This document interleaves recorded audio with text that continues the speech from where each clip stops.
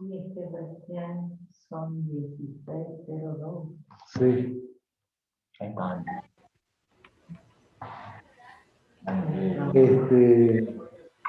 Bueno, qué raro, che, ¿no tenés forma de averiguar si el Carlos estará enfermo, le pasó Acabo algo? de hablar al sanatorio y me dicen que no, que está bien, Ricardo. Ah. Hola, Ángela. Buenas tardes, buenas tardes. ¿Qué tal? No ¿Cómo sabe. le va? Bien, bien, bien. Reunión, leímos el hijo pródigo. ¿Así? No sabes, Angelita, cómo me tuvo con el hijo pródigo, ¿no? ¿Así? Contale, Ángela. A los trotes. A los trotes sí lo tengo. Es que cuando yo pregunto cosas que él sabe demasiado y yo no sé nada. Como explica él, entonces yo busco que él me explique más sencillamente. Pero no hay caso, se va a lo suyo.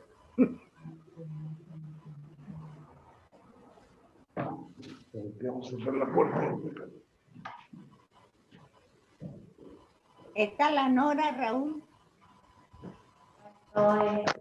No me quiere mostrar. Hola, Norita, ¿cómo estás? Bien, Ángela, y vos. No te quieres acercar a ver si nos contagiamos. ¿Cómo? A ver si nos contagiamos, le digo. ¿A tu casa? No. Quiere ir a comer a tu casa, Ángela, se ve que come bien en tu casa. Y bueno, no hay ningún problema, no hay ningún problema. Ella sabe muy bien que está bien recibida.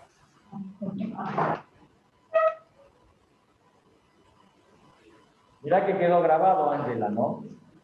Sí, Está muerta ahora. bueno, que quede grabado.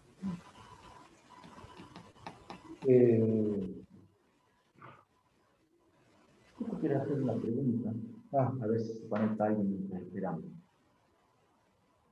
Nosotros hemos visto en la definición de Juan que el camino hacia Jerusalén. ¿Sí? Lucas. Sí. Lucas hace todo su evangelio, parte de su evangelio es el camino a Jerusalén hasta que llega a Jerusalén. Ahora, cuando él llega a Jerusalén, cosa que todavía no hemos visto, quiero preguntar por las dudas, él dice que va del templo al huerto de los olivos. Y en tus palabras, lo que vos has escrito es no pisa la tierra de Jerusalén. Como que no está en la Jerusalén terrena, sino como que está en otra, yo lo imagino en otra Jerusalén, en otro lugar, ¿no es cierto?, que está elegido para hacer ese sacrificio. No, porque bueno, ahí ¿cómo se llama? Lucas tiene no tan parecido a Juan, pero hay como un lenguaje simbólico también, ¿cierto? Entonces, hay algunos temas que toca él, porque, por ejemplo, él dice al comienzo que, bueno, investigó y va a hacer un relato por orden, pero después te das cuenta que no es así, que no hace un relato por orden, sino hace un relato con una estructura, digamos, que uno dice, pero bueno, a ver, esta estructura, ¿qué representa? No es un relato como anuncio primero. Entonces, hay varias imágenes o varias cosas que son simbólicas, que en la totalidad de la obra se comprende. ¿No? Porque, por ejemplo, tenés que tener en cuenta que cuando él viene de Galilea a Jerusalén, antes de llegar a Jerusalén ya comienza a anunciar el reino de Dios, ¿no? Entonces, una de las figuras así simbólicas sería que en realidad Jerusalén simboliza el reino. Es el lugar de... Entonces, ahí hay varias varias imágenes y varias simbologías, no solamente en Jerusalén, sino en otros cosas, el tema del camino, el tema de la misión, que habla con mayor realidad del Espíritu Santo, bueno, así, varias cosas. Ángel, Ana María, alias Ramón. Bueno, cuando quieren...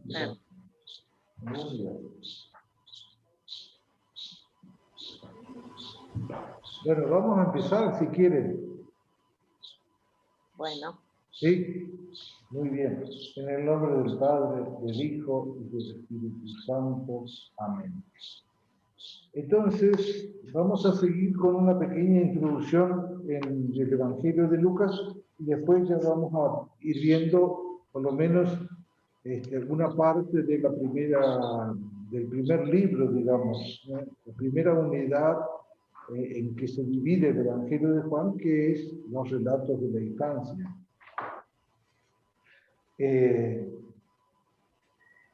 Uno podría decir, bueno, hay por lo menos tres grandes temas que están detrás de todo el Evangelio, como la matriz, ¿no?, de la visión que tiene Lucas, ¿no?, de su obra. Y en primer lugar están los anuncios del Antiguo Testamento sobre el Mesías, que Lucas los utiliza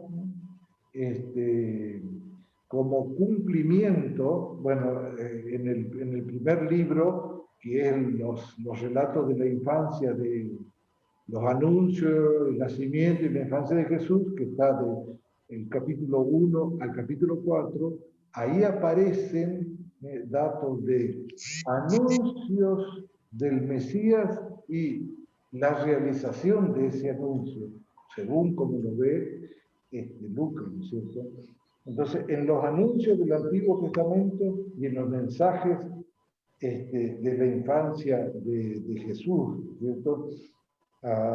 Estos anuncios crean como, digamos, una tipología. El Mesías tiene una característica, tiene unos rasgos típicos, ¿eh? Entonces, eso está expresado especialmente en el libro del profeta Isaías, que Lucas lo utiliza. Entonces, uno de los temas es esta, la dimensión de cumplimiento de estas profecías, ¿cierto? La otra característica, otro tema central del Evangelio es la vida terrena de Jesús, en la que se realizan los anuncios que se van descubriendo poco a poco. Porque, como en todos los evangelios, ¿no?, Jesús se va descubriendo, se va contando como si dijéramos, en los evangelios Jesús va tomando conciencia de quién es Él, de la misión que tiene como el Hijo de Dios. Lentamente, porque los anuncios sobre el reino de Dios tienen como una graduación, y llegan a una plenitud en un drama. ¿Cuál es ese drama? El drama de la pasión, de la oposición, de las decisiones de los fariseos de matarlo, de su muerte, todo eso es un drama, pero está expresado en esta revelación paulatina que va dando de sí mismo. Es distinto y se habla de Jesús desde otra perspectiva en el Evangelio de San Juan, cuando se comienza con un himno donde está contenido todo. En el prólogo del Evangelio de San Juan está contenido absolutamente todo. Y después se comienza a relatar. Entonces, Lucas, como los otros sinópticos, primero mira al Jesús terreno y va dando, va mostrándolo lentamente, lo va descubriendo. Y otro aspecto de la obra es el periodo de tiempo que empieza en Pascua, en la que Jesús en adelante actúa como Señor y como Espíritu. Y eso se ve en la obra de Lucas, en el segundo tomo de su obra, que es Los Hechos de los Apóstoles. Los Hechos de los Apóstoles, el único y gran protagonista es el Espíritu Santo. Tanto en la misión de los apóstoles, en la misión después que lo siguen a los apóstoles, de la primera fundación de las comunidades, es el Espíritu Santo el que guía. Entonces, tenemos estos tres grandes etapas que corresponden, como diríamos, a tres fases sucesivas del pueblo de Dios. Al antiguo Israel, portador de las promesas, el grupo de los creyentes que responden a la llamada de Jesús y que se reúnen en torno a él, y la iglesia de los apóstoles que comienza a partir de Pentecostés. Entonces, la obra de Lucas, tomando el Evangelio y los Hechos de los Apóstoles, es una obra muy singular que ningún otro libro se parece a esta obra. ¿Por qué? Porque tiene estas tres grandes dimensiones, ¿no? La realización de las antiguas promesas de Israel, por lo tanto, todo lo que se prometió en el Antiguo Testamento, aquí se comienza a cumplir. La vida terrena de Jesús y la vida de Jesús por medio de las primeras comunidades, que después serán el fundamento de la iglesia. Entonces, esas tres dimensiones es muy, muy importante tenerlas en cuenta para comprender el marco más grande de la obra de Lucas, ¿no es cierto? Como decíamos el otro día, las dos obras de Lucas, el Evangelio y los Hechos de los Apóstoles, tienen un pequeño prólogo, que es muy importante. El otro día, viendo algunos libros, encontré uno que dice, que se llama algo así como la obra de Teófilo. Teófilo es la persona que se dirige Lucas, tanto en el prólogo del Evangelio como en el prólogo de los Hechos, ¿cierto? Aquí dice que escribe para Teófilo, y en los Hechos de los Apóstoles también se dirige a él. Entonces, después tenemos la primera unidad del Evangelio de Lucas, es la infancia de Jesús, que abarca los primeros 4 capítulos del Evangelio, ¿sí? Hasta el capítulo 4, versículo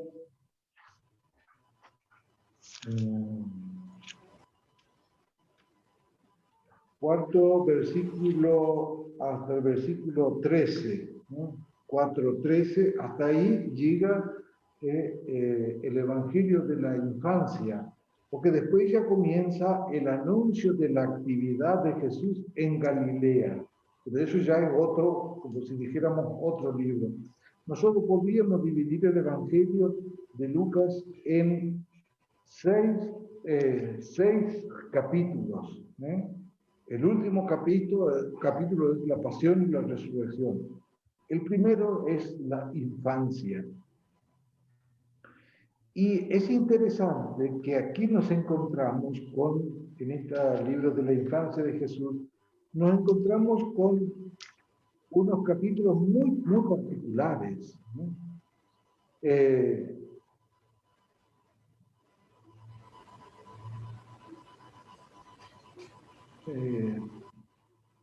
Las escenas que relatan estos capítulos se organizan en 4 pares, en 4 grandes pares, porque, por ejemplo, se anuncian 2 nacimientos. ¿Cuáles son estos nacimientos? De Juan Bautista y de Jesús. Y de Jesús. Se relatan 2 grandes escenas de niños, ¿no? El niño Juan Bautista y el niño Jesús. Y después 2 escenas finales que se refieren al ministerio de Juan Bautista y la otra a la unción mesiánica de Jesús. Entonces, en este primer libro, que es la infancia, los grandes protagonistas son 2 nacimientos. Por lo tanto, 2 familias, dos padres y 2 madres, que se ven unidos y que después nosotros descubrimos que en realidad son familia. Lucas tiene la costumbre de, cuando comienza a hablar de temas importantes, ponerlo en un contexto político, cultural, concreto. Fíjense cómo comienza el anuncio del nacimiento de Juan. Dice, en tiempo de Herodes, rey de Judea, había un sacerdote llamado Zacarías, de la clase sacerdotal de Abía. Su mujer, llamada Isabel, era descendiente de Aarón. De modo que Lucas quiere que tengamos puesta la mirada por un lado, en el contexto político, pero también en el contexto religioso, porque aquí nombra 2 personas, un matrimonio, Zacarías e Isabel, que proceden de linajes religiosos.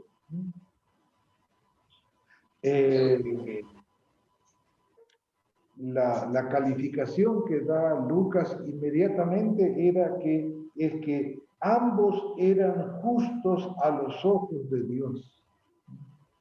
Lo mismo va a decir después de María y de José. Si nosotros pudiéramos escribir el anuncio de Juan Bautista y en otra parte de la página los anuncios del nacimiento de Jesús, nos vamos a dar cuenta que hay mucha similitud. Es como si dijéramos, hay un modelo de nacimiento, un modelo de que un niño va a nacer, y Lucas lo tomó para hablar de Juan Bautista y lo tomó para hablar de Jesús.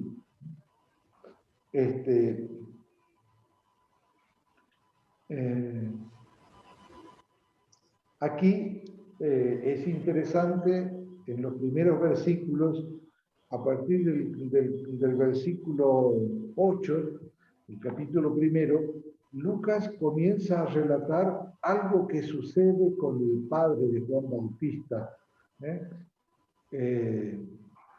porque dice que el padre Zacarías era un sacerdote, y este sacerdote estaba en función, ¿no?, en el templo, ejercía la función sacerdotal delante de Dios. Le tocó en suerte, según la costumbre litúrgica, entrar en el santuario del Señor para quemar el incienso. Toda la asamblea del pueblo permanecía fuera en oración, como era costumbre. Entonces se le acercó el ángel del Señor de pie a la derecha del altar del incienso. Fíjense, entonces aquí hay un relato del ministerio de un sacerdote en el templo, pero de pronto se relata la aparición de un personaje como si fuera un acólito común, otra persona. Dice, se le apareció el ángel del Señor. No hay digamos, como una preparación para el lector para que se prepare a escuchar o a ver a este personaje extraordinario. Lucas como que tiene incorporado que la vida de las personas está tejida con la vida de Dios y la presencia de Dios. Los ángeles en la obra de Lucas aparecerán en muchas situaciones. Es el evangelista que más habla de ángeles. Sería interesante preguntarse si nosotros seguimos creyendo que los ángeles siguen siendo mensajeros de Dios y siguen siendo como nos decían cuando éramos chicos, que había un ángel que nos cuidaba. Por lo menos mi mamá me decía eso, ¿no? Y nosotros, yo creo que nos siguen cuidando. Yo creo que nos siguen cuidando. Creo que nos siguen cuidando. Esa es una buena certeza, porque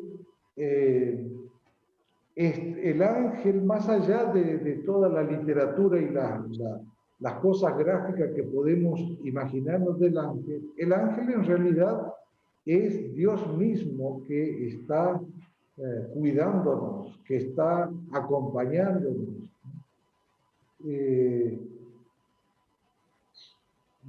A mí viajando, me pasaron varias cosas que yo digo, ¿cómo no me pasó nada a mí? Y siempre terminaba, aunque nunca lo dije, aunque no lo decía, terminaba con la certeza de que era Dios quien me cuidaba. Tal vez como recuerdo de lo que decían nuestros padres. Entonces aquí, en la obra de Lucas, aparecen los ángeles siempre en grandes acontecimientos, ¿no? Como un protagonista común más, ¿no? Y es muy interesante esto, ¿no? Después, también en los momentos dramáticos de la vida de Jesús, va a aparecer ángeles, ¿no? Entonces,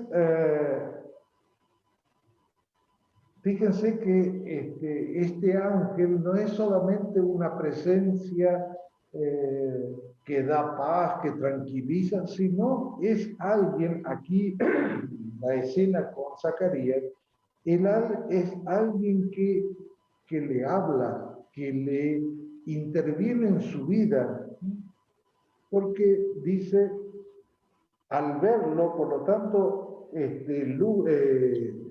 Lucas relata que Zacarías lo ve al ángel, y dice, quedó desconcertado y tuvo miedo.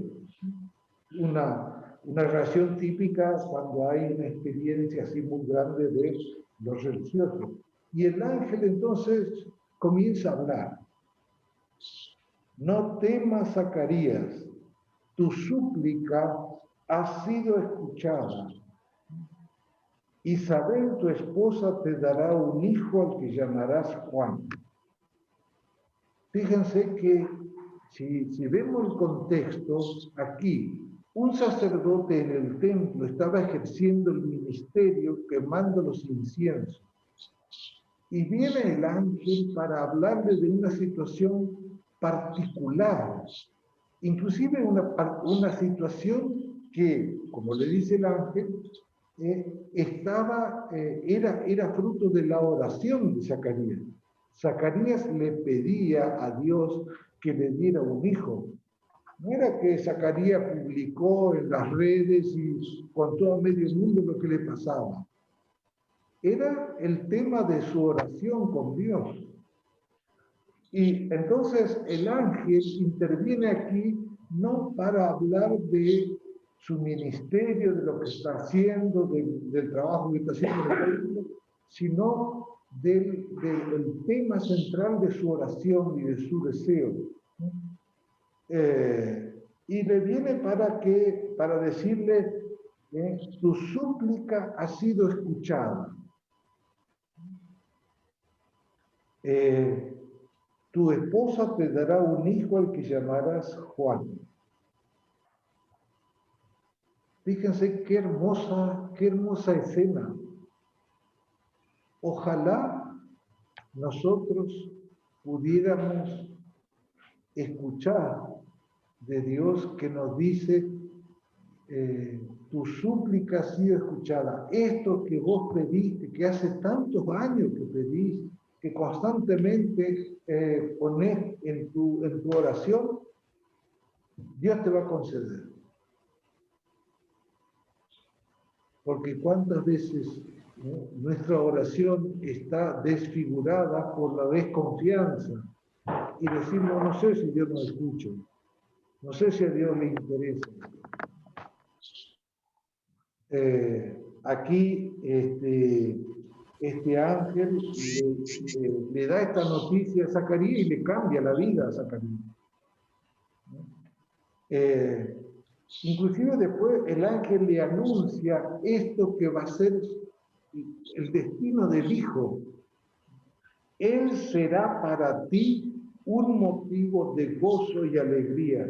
Y muchos otros que no son vos, otros, se alegrarán de su nacimiento porque será grande a los ojos del Señor. No beberá vino ni bebida alcohólica, estará lleno del Espíritu Santo desde el seno de su madre y hará que muchos israelitas vuelvan al Señor su Dios. Esto que le anuncia el ángel a Zacarías, después cuando vemos el anuncio que hace otro ángel a María, nos vamos a dar cuenta que estos dos niños tienen un destino particular en la historia de salvación. Incluso estos dos anuncios de estos dos niños tienen, parece estar calcados, ¿no? Porque los dos van a tener una influencia grande en la vida de los creyentes. Zacarías, aquí en este diálogo con el ángel, aparecen también estas dificultades, la dificultad propia de toda persona, que muestra la dificultad que tiene para creer, para dar un paso más de esto que está anunciando Dios. ¿Cómo puedo estar seguro de esto? Le dice Zacarías. Porque esto que está anunciando el ángel, no solamente que va a tener un hijo, sino que le está diciendo, este hijo tiene un destino ya marcado, tiene una vida ya, digamos, anunciada por Dios. Le dice el ángel, estará lleno del Espíritu Santo desde el seno de su madre. Entonces, Zacarías dice, ¿cómo puedo estar? Y entonces allí Zacarías le pone Sí, pero. los peros normales. Dice, yo soy ya un anciano y mi esposa es de edad avanzada, ¿no? Por lo tanto, un pero natural, digamos, que parecería que impide que esto que anuncia el ángel se va a realizar. Pero el ángel le responde, yo soy Gabriel, el que está delante de Dios, y he sido enviado para hablarte y anunciarte esta buena noticia. El ángel de Dios no le responde, no le da, no entra en el pensamiento de Zacarías. No le dice, mira, sí, no te preocupes, pero vamos a tratar de arreglarlo. No. Zacarías le dice, mira, yo ya soy viejo, mi mujer ya es anciana. ¿Cómo puede ser que vamos a tener un hijo? Y el ángel nos dice una palabra sobre eso. Simplemente le dice, yo vengo de parte de Dios, y mi nombre es Gabriel, el que está delante de Dios, para anunciarte esta buena noticia. Ustedes saben de que en griego la buena noticia se dice evangelio. De modo que el ángel Gabriel le dice, yo te traigo un evangelio, una buena noticia. En la antigüedad, los mensajeros de un rey eran portadores de buenas noticias, pero a veces eran portadores de malas noticias, ¿cierto? Porque iban a anunciar una decisión del rey sobre, no sé, un pueblo o una región. Y a veces esa decisión podía ser dramática para la vida de esa gente.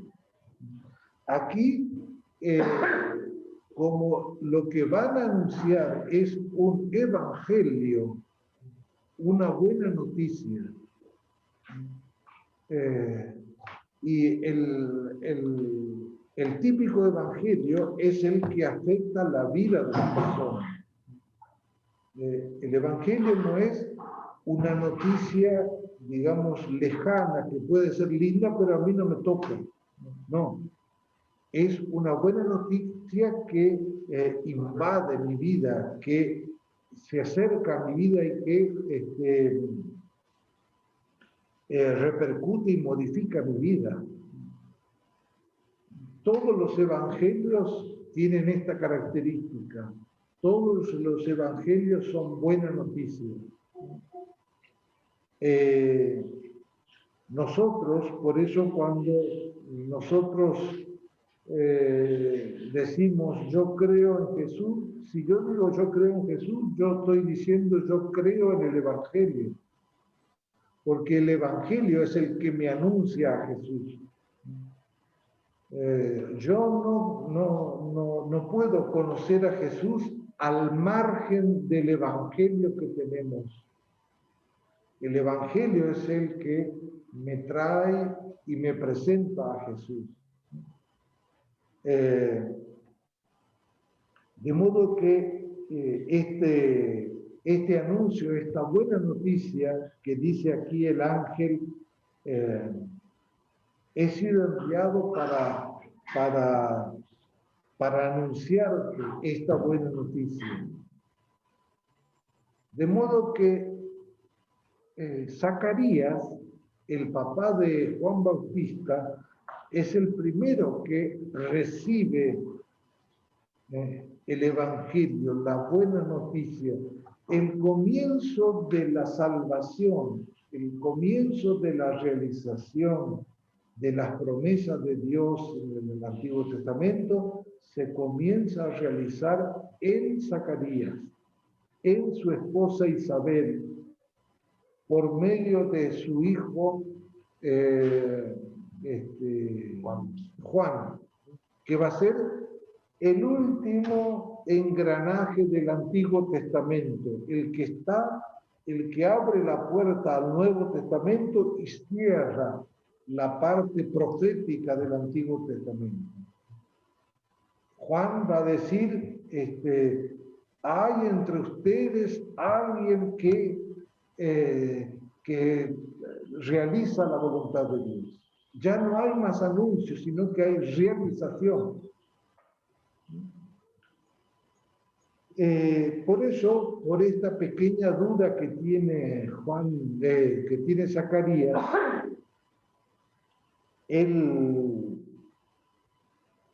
¿cómo se llama? El ángel le dice, te vas a quedar mudo, sin que puedas hablar hasta el día que sucedan estas cosas, por no haber creído en mis palabras, que se cumplirán a su debido tiempo.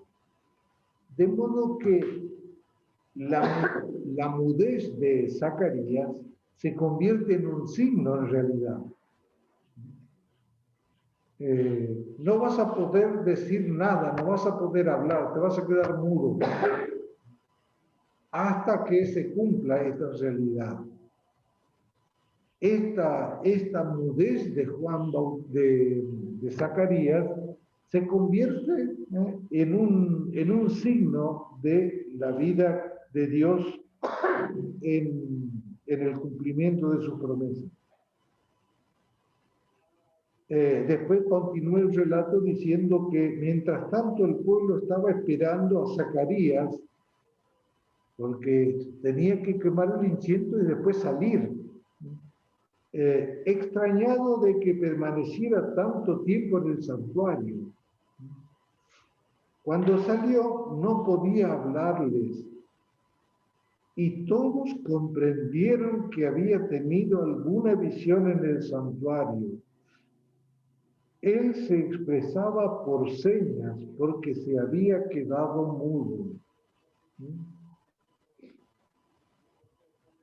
Entonces, esta experiencia de Zacarías, tendríamos que pensarla también en nuestra vida. A veces nosotros queremos creer en Dios como se cree en una fórmula, en una receta, en una descripción que siguiendo tal o cual paso obtengo tal o cual resultado. Y Dios utiliza aquí, como en la vida de Zacarías, utiliza medios, genera una realidad inaudita. A este hombre anciano le anuncia que va a tener un hijo. Y que este hijo va a ser un gran profeta, alguien lleno del Espíritu Santo. Y que esto que le está anunciando en realidad es un mensaje típico de Dios, una buena noticia, un evangelio. Nosotros podríamos preguntarnos, ¿alguna vez nosotros tuvimos alguna experiencia parecida a esta?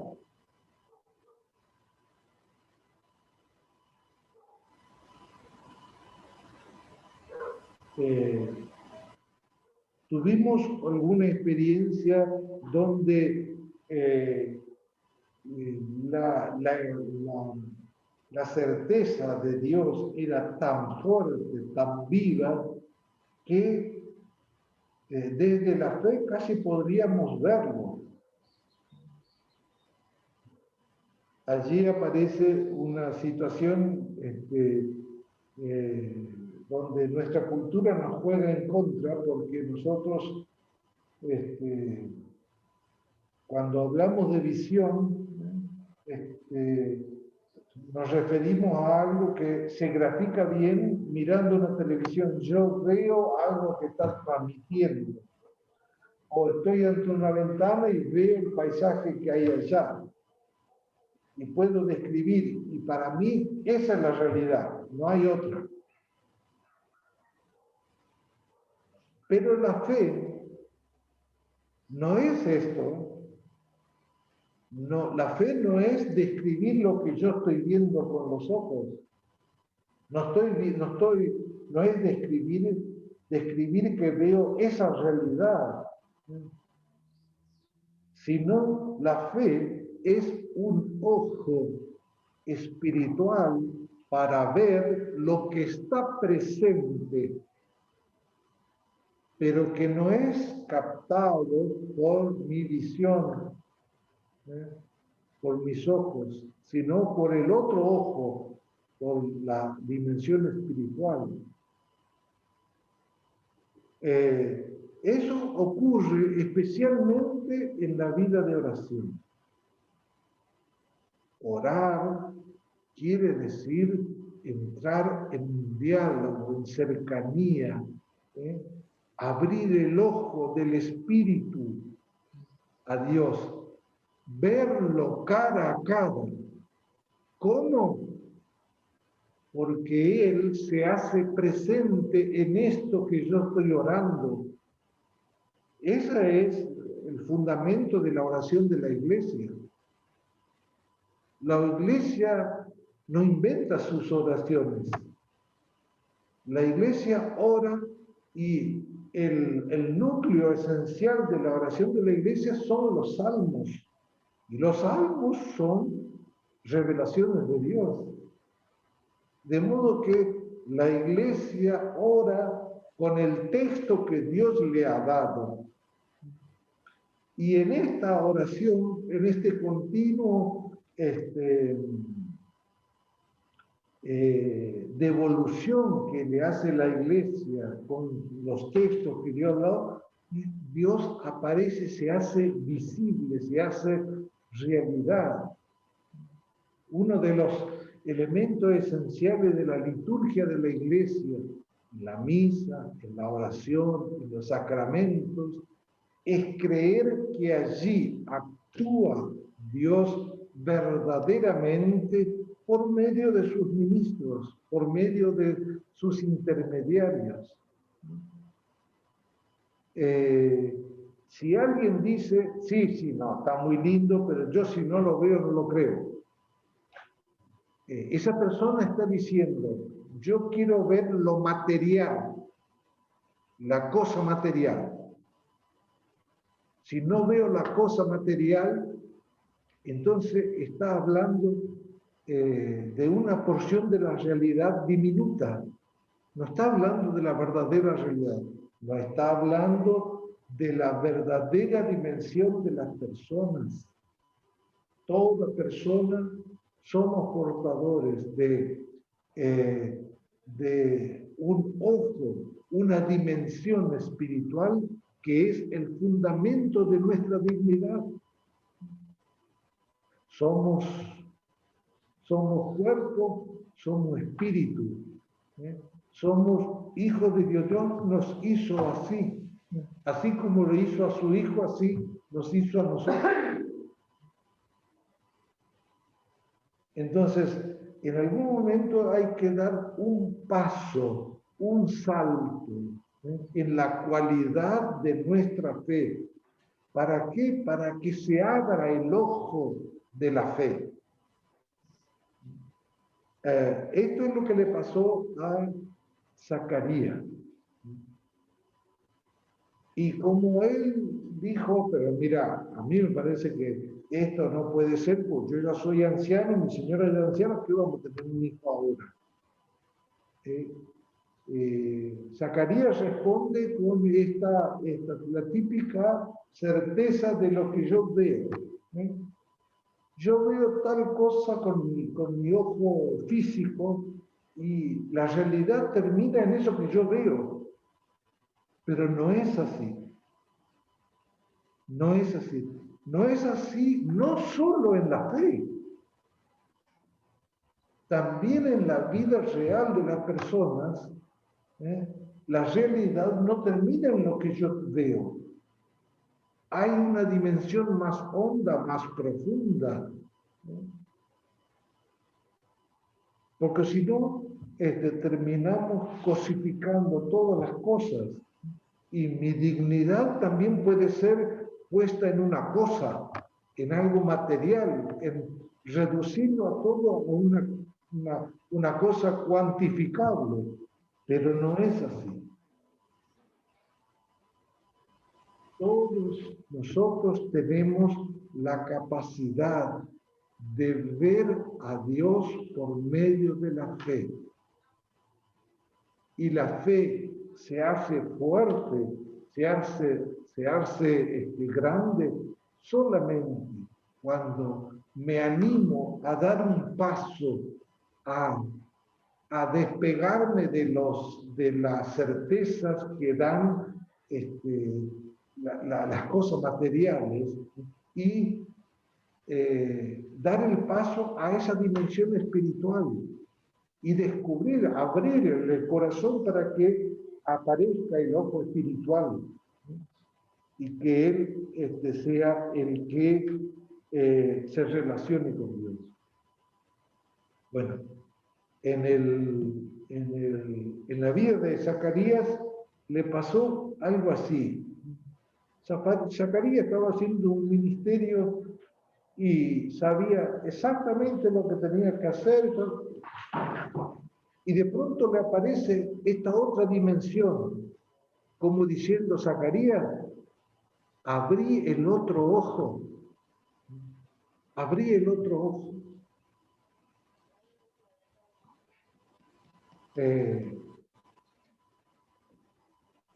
Solamente cuando su esposa le dijo que estaba embarazada, seguramente Zacarías dijo: hoy todo lo que el ángel dijo era cierto.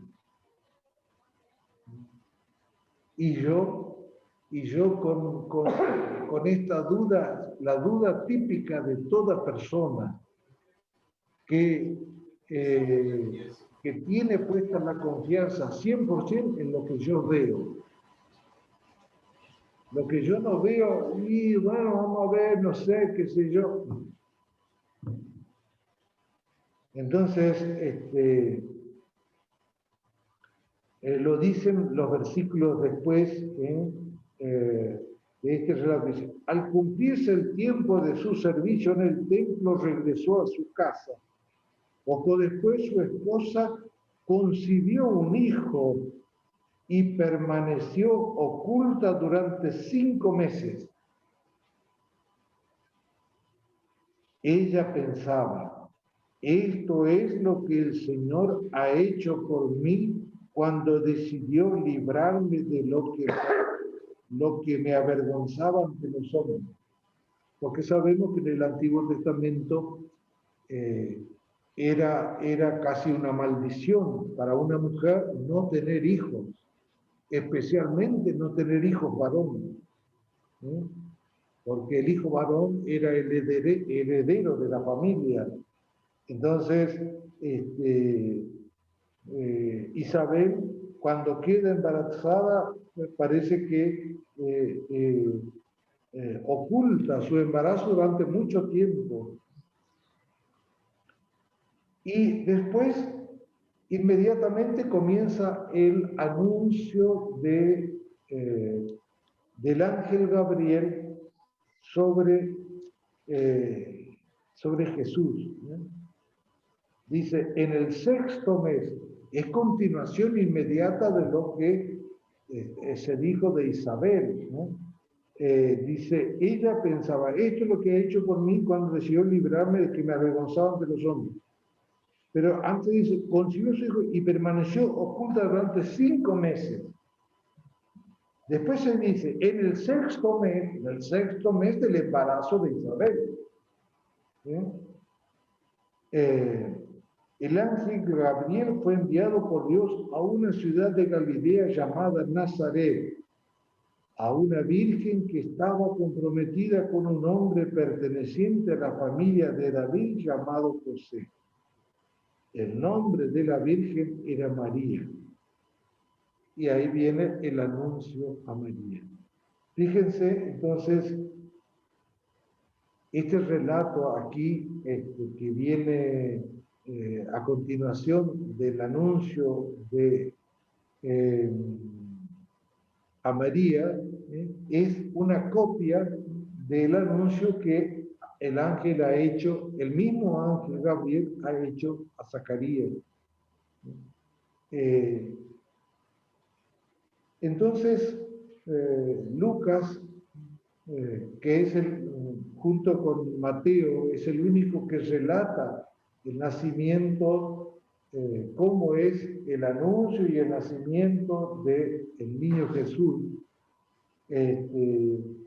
Pero algo muy interesante es que ustedes puedan comparar después cómo es el anuncio y el nacimiento de Jesús en Lucas y cómo es el anuncio y el nacimiento de Jesús en Mateo, porque hay unas grandes diferencias. Y estas diferencias están expresadas porque Mateo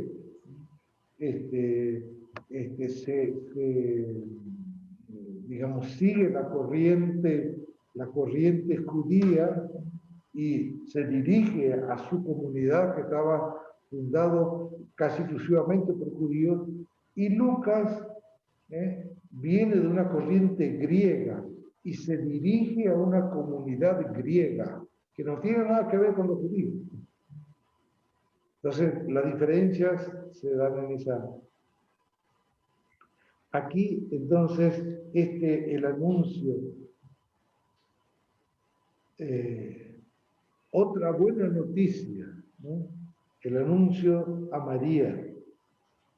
Conocemos de sobra el anuncio que hace el ángel a María.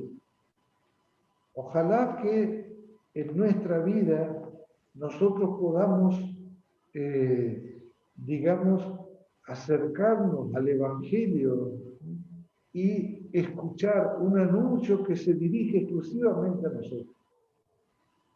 ¿Cuándo ocurre eso? Cuando la palabra de Dios se abre dentro nuestro, cuando se nos da el contenido de la palabra, porque como dice San Jerónimo, aquel que dijo,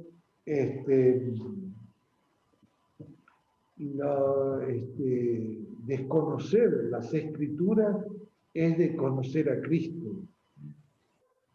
Y solamente podemos escucharlo, comprenderlo, verlo, tocar a Cristo desde el encuentro que tenemos con Él en la palabra.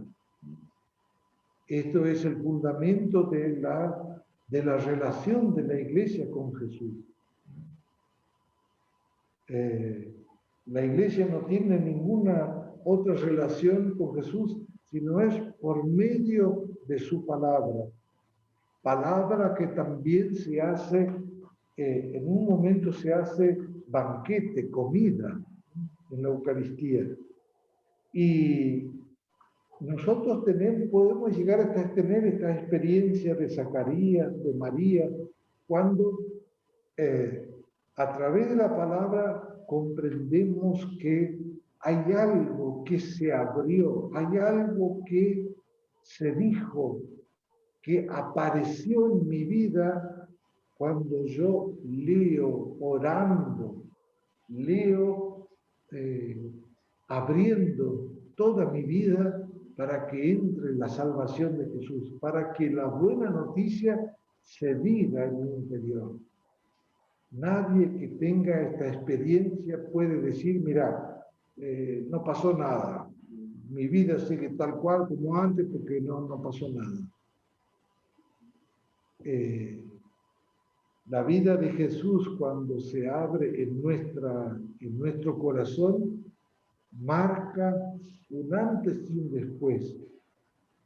En algún momento, a lo largo de la vida o al final de mi vida,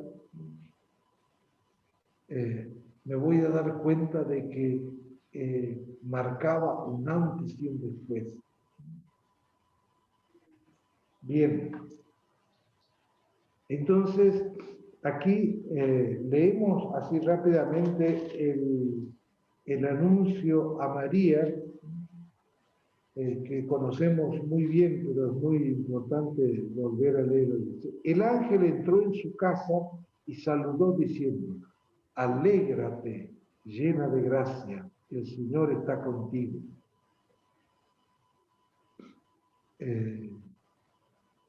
A Zacarías le dice que anuncio la buena noticia. Una buena noticia que no se recibe con una cara como se dice, de Viernes Santo. Al contrario, una buena noticia es una noticia de alegría, de gozo. Aquí es lo que le dice el ángel a María: alégrate,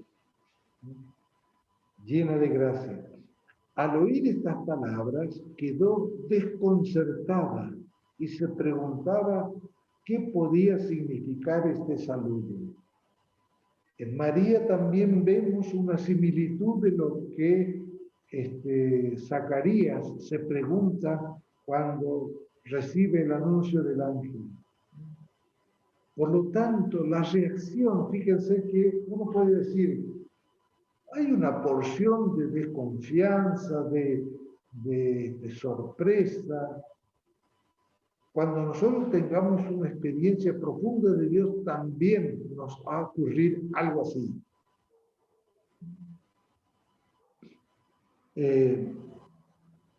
Entonces el ángel le ayuda a disipar esas dudas. Pero el ángel le dijo: no temas, María, porque Dios te ha favorecido. Concebirás y darás a luz un hijo, y le pondrás por nombre Jesús. Él será grande y será llamado Hijo del Altísimo. Fíjense, recuerden el anuncio a Zacarías, que también le dice: tu oración fue escuchada, vas a traer un hijo, le vas a poner tal nombre. Dios elige el nombre del hijo de Zacarías y del hijo de María.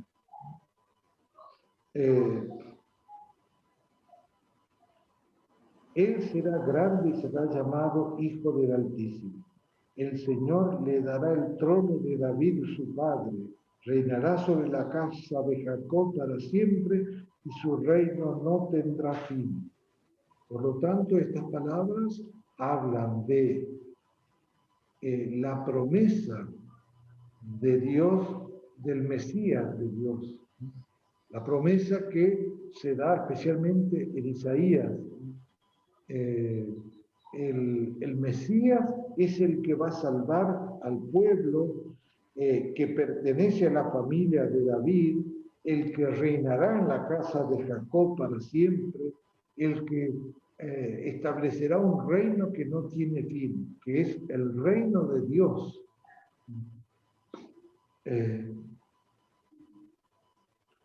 Entonces María, la respuesta de María es la respuesta de toda persona, de toda, mostrando la diferencia entre Dios y el hombre. ¿Cómo puede ser eso? Si yo no tengo relaciones con ningún hombre. Y entonces aquí la respuesta que da el ángel se parece a la respuesta que le dio también el ángel a Zacarías. El Espíritu Santo descenderá sobre ti y el poder del Altísimo te cubrirá con su sombra. En el caso de Zacarías, Zacarías decía: pero ¿cómo puede ser? Porque yo ya soy viejo, mi señora ya es vieja, ¿cómo vamos a tener un hijo?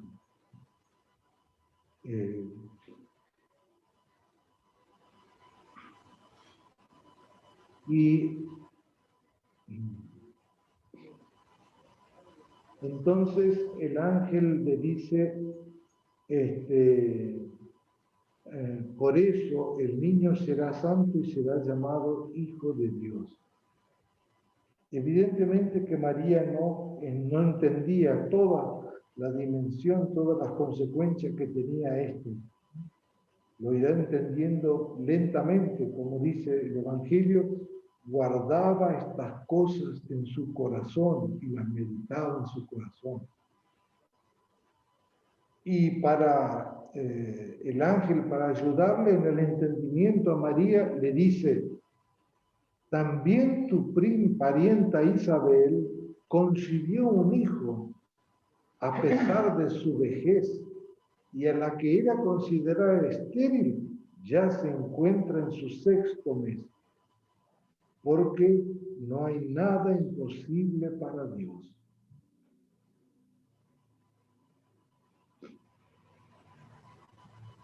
Esta frase nosotros tendríamos que repetirla cada día, cada momento, especialmente me levanto, no hay nada imposible para Dios. Todo es posible para Dios. Todo lo que responda al bien, todo lo que responda al plan de amor de Dios, todo lo que responda al Evangelio de Dios es posible. Ayer el Evangelio en la misa nos decía, pidan y se les dará, busquen y encontrarán, llamen y se les abrirá. Uno podría decir, che, que frases geniales, porque son facilísimos, es como poner en la computadora, poner la teclita de Enter y ahí me aparece todo. Y en primer lugar es un desafío a la fe. A mover la calidad de mi fe, a dejar de apoyar mi fe solamente en lo que yo veo y poner la fe en lo que Dios mismo ha dado. No hay nada imposible para Dios. Una señora anciana que tiene su primer hijo, y por lo tanto, de pronto se borra la amargura y la maldición que ella sentía porque era estéril. Una virgen que va a tener un hijo y ella le dice, pero ¿cómo puede ser si yo no tengo relación con nadie? No hay nada imposible para Dios. Qué hermoso desafío, hermanos, hoy para nosotros. Hay que Para Dios rezar. no hay ninguna etapa donde ya no hay ninguna solución, donde ya todo está perdido. Para Dios no existe eso. Ante cada desafío de nuestra vida, tenemos el derecho de recordar esto. Dios todo lo puede. Y no como Dios todo lo puede tipo magia, ¿no? Mañana me saco el quinizá y listo, se me terminaron los problemas, soy feliz. Mentira. Solamente vas a tener plata, vas a poder hacer muchas cosas seguramente. Pero la felicidad no viene por los billetes. No hay nada imposible para Dios. Uno puede pensar en mi vida, en lo que siento, en mi miseria, en mis pecados, en lo que pude haber hecho y ya no hice. Porque acá, digamos, no tenemos 20 años. Si tuviéramos 20, 30 años, uno puede decir, bueno, tengo por delante toda la vida. Todavía puedo proyectarme y crear algo que quiero verdaderamente, porque todavía lo puedo hacer. Ya a los 60 ¿no? Es más difícil. Pero para Dios todo es posible. Entonces, ojalá que nosotros tengamos con Lucas, porque aquí se manifiesta una característica profunda de Lucas. ¿Cuál es la característica de Lucas? Que nos dice, escúchenle a Dios con el corazón y con todo el afecto, porque Dios va a ir a tocar ese lugar de su corazón. Si alguien habla de los afectos, de las reacciones, de la alegría, ese es Lucas. Aquí, fíjense, en estos dos anuncios, el anuncio que le hace a Zacarías y que le hace a María está centrado en la alegría, una buena noticia. La alegría.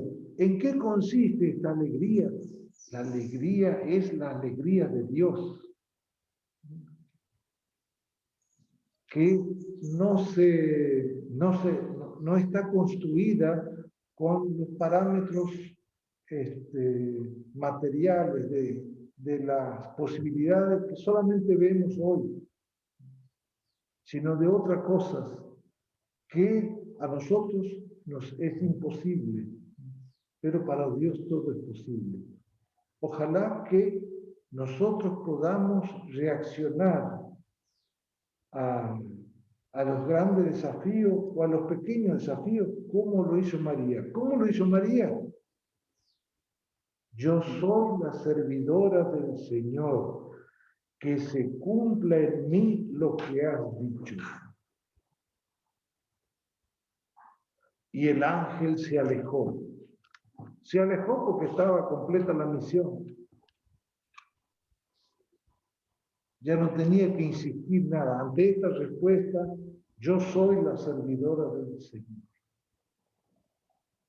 No dice que se cumpla en el otro, en el vecino, en mi vida. Esto que has dicho, que no sé de qué se trata todavía, pero que se cumpla. Qué hermoso cómo María le abre la puerta a Dios. Su vida es inundada por Dios. La buena noticia, el Evangelio entra en la vida de María porque dice esto. O sea, quiere decir que Dios puede hacer con nosotros maravillas. Lo único que necesita es nuestra libertad. Y nuestra libertad debe decir en algún momento con absoluta confianza que se cumpla en mí la voluntad de Dios. Que no se hagan mis proyectos, que se cumpla en mí la voluntad de Dios. Bueno, con esto... Y recordemos que para Él nada es imposible. ¿Cómo? Para Dios nada es imposible, que lo tengamos en la mente. Nada es imposible siempre y cuando corresponda nuestra disposición. Porque si mi disposición es continuamente ponerle palos en la rueda, digamos, Dios no va a poder hacer mucho. Dios hace muchas cosas cuando yo le digo que se cumpla en mí tu voluntad. Desear ardientemente que se cumpla la voluntad de Dios en mi corazón. Ese es el proyecto de felicidad para nosotros. Bueno, si quieren compartir alguna cosa, alguna duda, si no. Hay una catequesis muy linda de Juan Pablo II sobre este tema, ¿la viste? No. Te la mando. Por favor.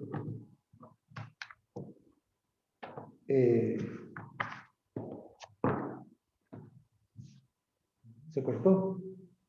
No se cortó. Estamos todos. Yo entré a buscar la... Bueno, así que esto que vemos aquí en este primer libro de capítulo de Lucas, puede ser una buena reflexión para estos días, preguntarse de corazón cómo es el proyecto de Dios para mí. En esta etapa, más allá de que ya soy viejo, bueno, no importa. ¿Cuál es la voluntad de Dios para mí? Que yo pueda abrir la puerta a Dios para que entre y yo participe de la realización de la voluntad de Dios.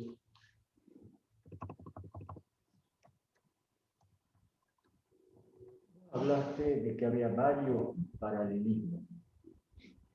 Sí, entre el anuncio a Zacarías y el anuncio a María. Pero algún otro que vos viste en el primer bloque del libro, del 1 al 4, hay varios paralelismos. Sí. Bueno, y después vamos a ir viendo, porque después, No me adelanto, Ricardo.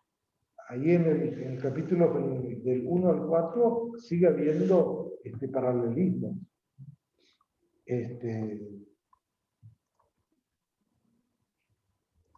muy linda la catequesis esta. Así. Incluso te da varios detalles, pero el anuncio, la diferencia del anuncio a Zacarías con la diferencia del anuncio a María. Dice, a Zacarías se le aparece en el templo, Sí. y a María en la casa. María debería haber tenido mucho más duda que Zacarías, porque él, incensando en el Santísimo, debería haber previsto de que le aparezca en algún momento un ángel. Sí. Sí.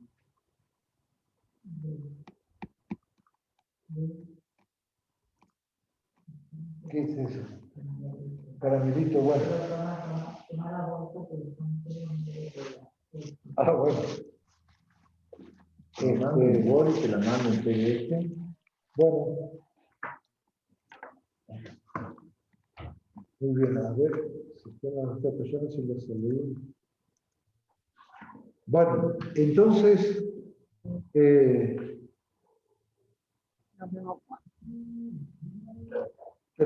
damos por terminado la cuestión. Después tendríamos que ver el tema de los encuentros, porque no quiero que se me superpongan, porque el mes que viene comienzan los encuentros de Conocoblato. El 13 es el de los oblatos y el 12 es el nuestro. Por eso, podría, o si querés lo adelantado, si querés lo va a pasar. A ver, pasando a marzo.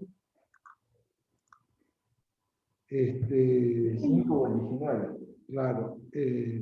Lo que pasa es que después también, en abril, eso va a ocurrir. Normalmente estás en esta semana, vos. Sí, pero después en abril, la primer día de abril es Pascua.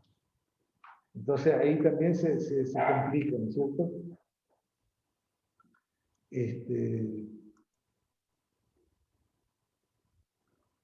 Por eso que, pero me gustaría que el próximo encuentro no coincida con las cosas que tenemos con los El 13 es el de los oblatos. Por eso, sí. ¿El 19 o el 5? Sí, por eso, si querés, lo podemos pasar al 5 y después hacer el 26.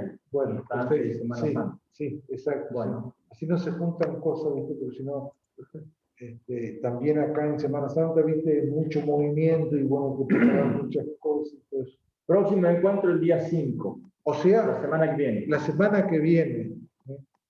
Porque después yo tengo otro compromiso, entonces no quiero que se superpongan cosas. Si les parece. Para mí no hay ningún inconveniente, ¿ok? Bueno, muy bien. Bueno, nos vemos entonces el otro viernes. Si Dios quiere. Que Dios nos ayude y acuérdense de las dos escenas y de la respuesta de María. Y traten de rezar el texto, rezarlo, y preguntarse, bueno, a ver, así como María dice, que se cumpla en mí lo que ha dicho, ¿cuántas veces yo dije que se cumpla en mí la voluntad de Dios? Porque a veces zapateamos. No, es mucho más fácil que cumpla Dios la voluntad mía. Sí, sí. Así que, bueno, muy bien. Nos vemos el próximo viernes. Pues. En el nombre Ahora y viernes, Padre, del Hijo y del Espíritu Santo. Amén. Amén. Muy bien, muchas gracias. Gracias, Luis. Muchas gracias a usted.